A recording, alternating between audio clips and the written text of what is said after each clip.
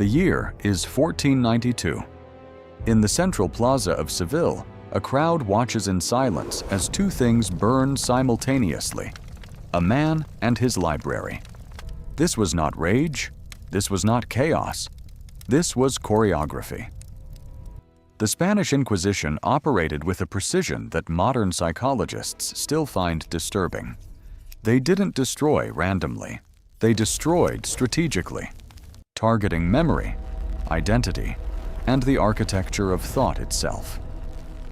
Torquemada's inquisitors knew something that most governments still know today. Killing a person silences one voice, but burning their books silences every voice that person could have ever created. What you are about to discover is not a story about religion. It is a story about the most sophisticated erasure machine in Western history, and why its logic never actually disappeared. If this is your first time here, this channel exists to expose the psychological mechanics hidden inside historical events, the patterns that powerful institutions never wanted taught in schools. Subscribe now, because what comes next will permanently change how you see censorship, power, and the deliberate destruction of human memory. Leave a comment. What do you think they were most afraid of? Before a single person was condemned by the Spanish Inquisition, cartographers and city planners were already involved. Not architects of buildings, architects of spectacle. The auto da fe, the public ceremony of judgment and punishment, was never held in random locations. It was always staged in the largest, most visible public square of each city. In Seville, it was the Plaza de San Francisco. In Toledo, the Plaza de Zocodover. In Valladolid, the Campo Grande. Each location was chosen because maximum visibility was the entire point. Psychologists today call this environmental priming, the deliberate use of familiar, trusted spaces to associate fear with everyday life. When you burn someone in the market square, you don't just punish one person. You psychologically contaminate the space where everyone buys bread, meets neighbors, celebrates weddings. The square becomes something else permanently. It becomes a reminder. But here is what history textbooks almost never mention. The books always burned first. Hours before the condemned arrived, wooden platforms were already consuming manuscripts, letters, and personal libraries. This sequencing was documented. It was intentional. The Inquisition wanted witnesses to watch ideas die before people did. The psychological message was precise.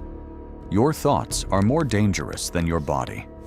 And in 1492, that message was being delivered to 3 specific groups, simultaneously. Which means what was happening was not persecution. It was a coordinated psychological campaign targeting the very concept of alternative memory. Most people know that 1492 was the year Columbus sailed. Fewer know it was also the year the Alhambra Decree was signed, the order expelling every Jewish person from Spain. Even fewer know that Muslim communities faced their own wave of forced conversion and cultural destruction beginning that same decade. But there is a third group, almost entirely absent from popular history. The conversos who had already converted, sometimes generations earlier, and were still being investigated. This is where the psychology becomes genuinely disturbing.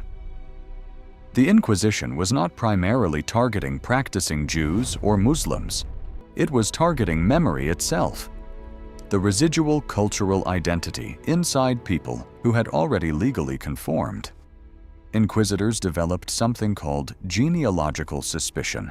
If your grandfather had been Jewish, your blood was considered potentially contaminated, even if you had never practiced Judaism in your life.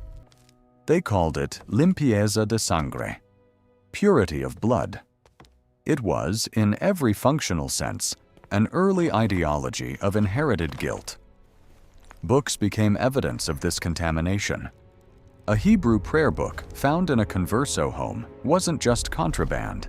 It was proof of psychological relapse, of a mind that hadn't fully surrendered. This reframing was revolutionary in its cruelty.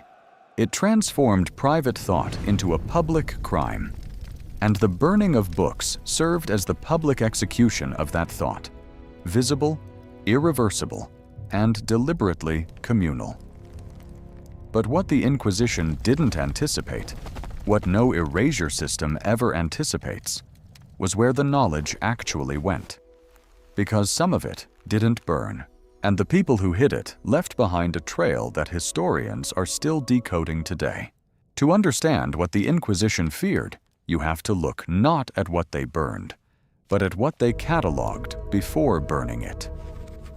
The Index Librorum Prohibitorum, the Index of Forbidden Books, was not a list of heresy. It was a map of dangerous ideas. And maps reveal what the cartographer considers territory worth controlling. Among the most aggressively targeted texts were works on astronomy, medicine, philosophy, and, most revealing of all, psychology of persuasion. Books that explained how minds could be changed. The Inquisition understood, at an institutional level, that the most dangerous weapon in any society is a methodology for changing beliefs. Because if people understood how belief is constructed, they could deconstruct it. This is why the persecution of Jewish scholars was particularly systematic. Sephardic Jewish intellectual tradition had for centuries maintained sophisticated frameworks for textual interpretation, traditions that encouraged questioning the text itself. That practice, questioning, interpreting, debating sacred texts, was existentially threatening to an institution whose entire power rested on monopoly of interpretation. Burning the books wasn't about eliminating the words. It was about eliminating the habit of mind that produced those words. Modern cognitive scientists call this epistemic autonomy, the individual capacity to form independent beliefs. The Inquisition recognized it as the primary threat to institutional control, centuries before the term existed. What makes this psychologically remarkable is the sophistication of the targeting. They weren't burning all books, they were burning specific categories of thinking: interpretive, questioning, comparative thought.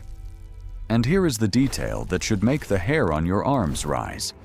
Many of those same categories of thinking are the ones that receive the most algorithmic suppression in modern information environments. The targets changed. The logic didn't. The Spanish Inquisition lasted in various forms from 1478 to 1834.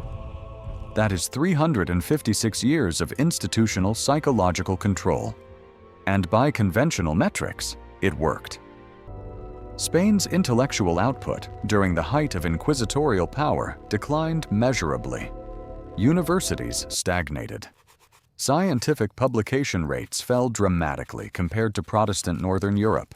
The chilling effect on thought was real and documented. But here is what the erasure machine produced that it never intended: the most extraordinary diaspora of intellectual preservation in Western history. When Sephardic Jews were expelled in 1492, they carried their libraries, not physically, but mnemonically. Entire texts were memorized. Scholarly traditions were reconstructed from human memory alone, in Ottoman Turkey, in the Netherlands, in North Africa. The city of Thessaloniki, in what is now Greece, became home to such a large community of expelled Spanish Jews that Ladino, a medieval Spanish dialect, remained spoken there into the 20th century. The books the Inquisition burned in Seville were being recopied in Istanbul within a generation. This is the fundamental paradox of all erasure systems. Destruction creates diaspora, and diaspora preserves more robustly than any library building ever could. The psychological mechanism here is what researchers call adversarial preservation, the phenomenon where persecution of an idea dramatically increases the emotional investment communities place in transmitting it. Every auto-da-fe that burned a manuscript created dozens of people who committed that manuscript to memory out of grief, rage, and love. The Inquisition thought it was ending a tradition. It was, in fact, calcifying it permanently into collective identity, ensuring that 500 years later, we are still here, still talking about exactly what they tried to make us forget. In 1492, the Spanish Inquisition chose its locations deliberately, its sequences intentionally, and its targets with psychological precision. Nothing burned randomly. Every flame was a calculated message about who held the right to define reality. But the deepest lesson of 1492 is not about what was destroyed.